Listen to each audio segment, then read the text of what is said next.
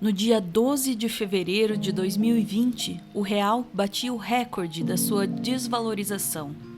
R$ 4,35 valem $1. Naquele mesmo dia, o ministro da Economia, Paulo Guedes, dava uma de suas famosas palestras a empresários. O câmbio foi para 4 e pouco, tá nervoso. Não tá nervoso não, mudou. Não tem negócio de juros a 1,80. Não tem negócio de câmbio a 1,80. Vou exportar menos, substituição de importações, turismo, todo mundo indo para Disneyland, empregado doméstico para Disneyland, uma festa danada. Mas peraí, vai passear ali em Foz do Iguaçu, vai passear ali no Nordeste, tá cheio de praia bonita, vai para Cachoeira do Itapemirim, vai conhecer onde Roberto Carlos nasceu, vai passear o Brasil, vai conhecer o Brasil, entendeu? Tá cheio de coisa bonita para ver. A gente poderia dizer que a fala repercutiu mal. Mas o fato é que a fala repercutiu como tinha que repercutir. A comparação com o Caco Antibes pode não fazer muito sentido para as gerações mais novas, que não conheceram o personagem. Mas não se engane, Paulo Guedes é o Caco Antibes. Só que não tão bonito quanto o Miguel Falabella. Vocês não podem imaginar o que se transformou o aeroporto. Antigamente, pobre não ia no aeroporto. Só ia para visitar avião, ver de longe, dar adeus. Agora não, com essas promoções, Miami a 900, em 10 prestações de 90. É uma gente do inferno vindo com toda a sorte de bugiganga. Sueli, olha a minha mala aqui que eu vou no free shop comprar um micro-ondas. O discurso do Paulo Guedes e do Caco Antibes se encontram num ponto específico da história brasileira. Essas falas nos levam diretamente à década passada. Um período em que os pobres consolidavam seu poder de compra. Elas nos levam a um período em que a classe média engrossava suas fileiras. E também enchia as filas dos aeroportos.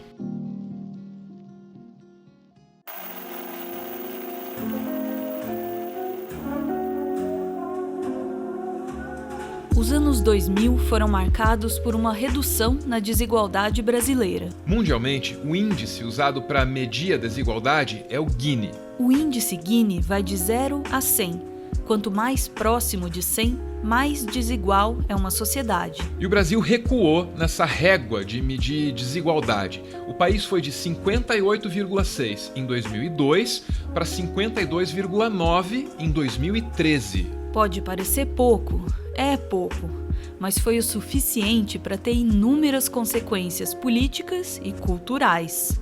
O funk ostentação, por exemplo, está diretamente relacionado com esses números aí. Foi porque a desigualdade diminuiu que os pobres puderam acessar alguns dos bens considerados luxuosos. E foi por acessar alguns bens de luxo que a favela criou toda uma cultura dedicada a ostentar esses bens. A autoproclamada alta cultura pode até ter torcido o nariz para o funk ostentação, mas o fato é que esse fenômeno é resultado de um longo processo histórico. É a celebração daquela pequena melhoria no índice Gini e em tantos outros indicadores. Tipo o salário mínimo, que teve um aumento real de 80% entre o ano de 2003 e o ano de 2010. A periferia celebrava, festava, e a festa foi tão grande que virou um fenômeno cultural, o funk ostentação. Só que o Brasil não estava acostumado a ver pobre feliz. Isso nunca tinha acontecido em 500 anos de história. Só podia acabar em conflito. E acabou.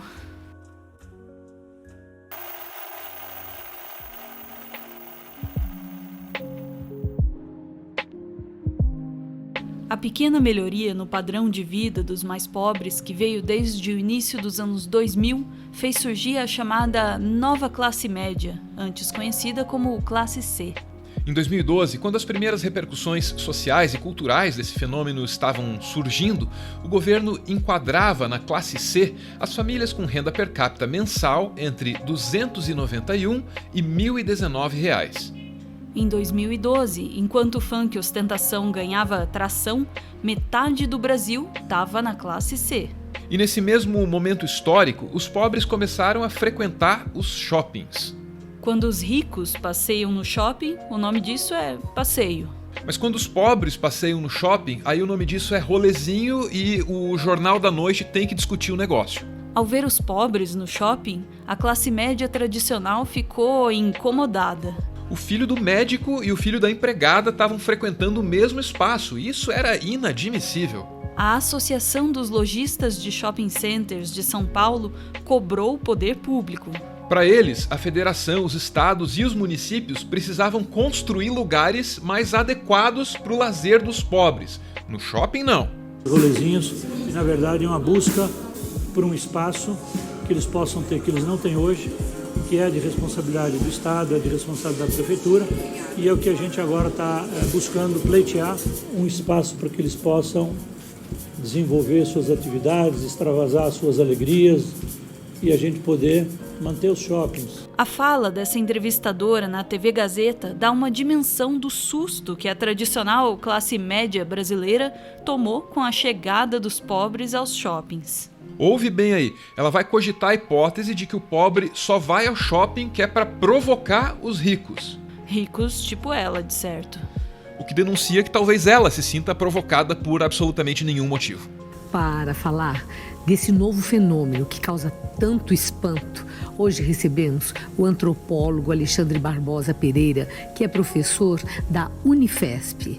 Bom, professor, como é que a gente deve entender, como é que o senhor define esses chamados rolê? Um enfrentamento, pura provocação ou protesto? Olha, tem sempre essa tentativa de enquadrar como ou protesto ou como arruaça. Me parece que o que eu percebi, indo inclusive em 2 rolezinhos e acompanhando um pouco a partir das redes sociais, é que é um espaço de encontro. O que esses jovens estão reivindicando, não só estão reivindicando, estão buscando nos shoppings, é se encontrar, namorar, como eles mesmos falam, paquerar nas redes sociais. Mas aí é que tá, esse mesmo espaço eles poderiam encontrar nos bairros onde moram. Na prática, o que a reação ao funk ostentação e aos rolezinhos mostrou foi que a classe média tradicional não fica satisfeita em manter o seu padrão de consumo. É mais do que isso, a classe média brasileira exige ficar isolada no seu padrão de consumo. Não basta ter, é preciso que os outros não tenham. Não é só que eles querem ir pra Disney, é que eles não querem encontrar você por lá. E não é nada pessoal, não é sobre você, é sobre eles. Para pensar, se qualquer pobre tiver, por exemplo, um tênis de marca, então esse tênis de marca deixa de ser um símbolo de status. A elite que está acostumada a comprar na lógica da exclusividade não está acostumado com a democratização dos espaços de consumo, e é isso que o movimento do rolezinho tem mostrado para quem quer ver.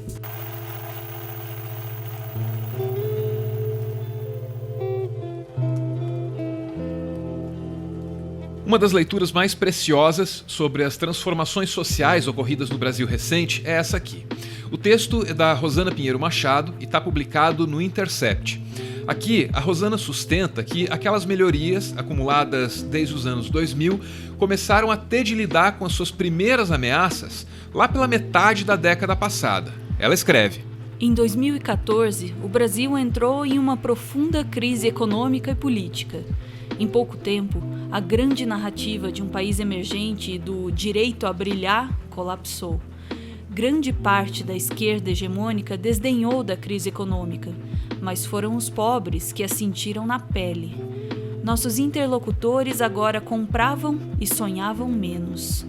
Com dificuldade de encontrar trabalho, não tinham mais cartões de crédito. Estavam com o nome sujo na praça, endividados em um dos sistemas bancários com os maiores juros do mundo. O que fica claro aqui é que houve um erro de cálculo e até uma falha moral, disso que a Rosana chama de esquerda hegemônica. Faltou observar e entender os mais pobres nas suas frustrações. Esse foi um erro fatal, porque a insatisfação do pobre se somou ao recalque das elites e criou um clima de desconfiança e instabilidade. Sobre isso, a Rosana escreve: Era insuportável ver a autoestima dos filhos dos novos consumidores. Era a metáfora do novo Brasil. O alto valor do pobre e o recalque das elites. Não demorou para a reação chegar, e o resto dessa história a gente conhece bem. O texto da Rosana é de julho de 2019. Aquelas alturas, a economia brasileira já estava nas mãos do cara que não quer ver empregada doméstica em aeroporto. Esse é o resto da história que a gente conhece tão bem. Ainda assim, o discurso do Paulo Guedes escancara o recalque como o sentimento dominante do bolsonarismo. A classe média tradicional conseguiu um governo dedicado a combater o mesmo inimigo que ela, a classe C. Talvez, e só talvez, a classe média brasileira mereça mesmo todas as críticas que recebe. A classe média é uma abominação política, porque ela é fascista. Ela é uma abominação ética, porque ela é violenta. E ela é uma abominação cognitiva, porque ela é ignorante. Fim.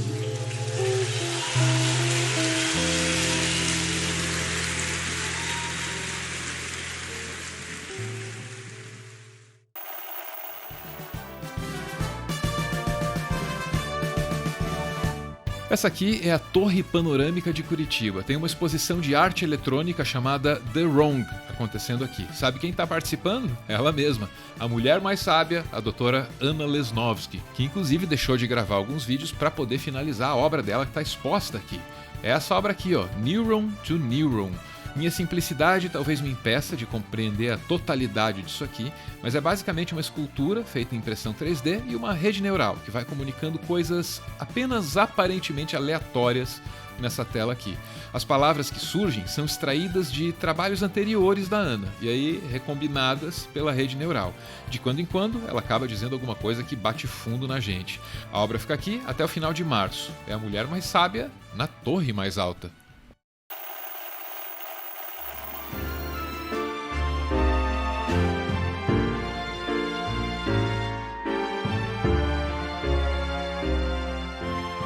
O Meteoro é mantido graças a uma campanha de financiamento coletivo. Quem participa pode mandar uma foto para aparecer aqui no finalzinho ou um vídeo, que é uma coisa que pouca gente faz, mas que sim, pode ser feita. O vídeo que você vai ver a partir de agora é do Caio, foi nos enviado pela Maíra e você vai agradecer a Maíra pela coisa mais fofa que você vai ver hoje.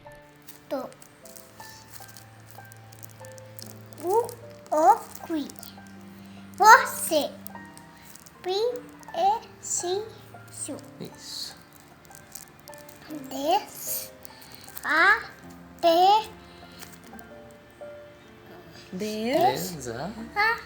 Trem. Isso.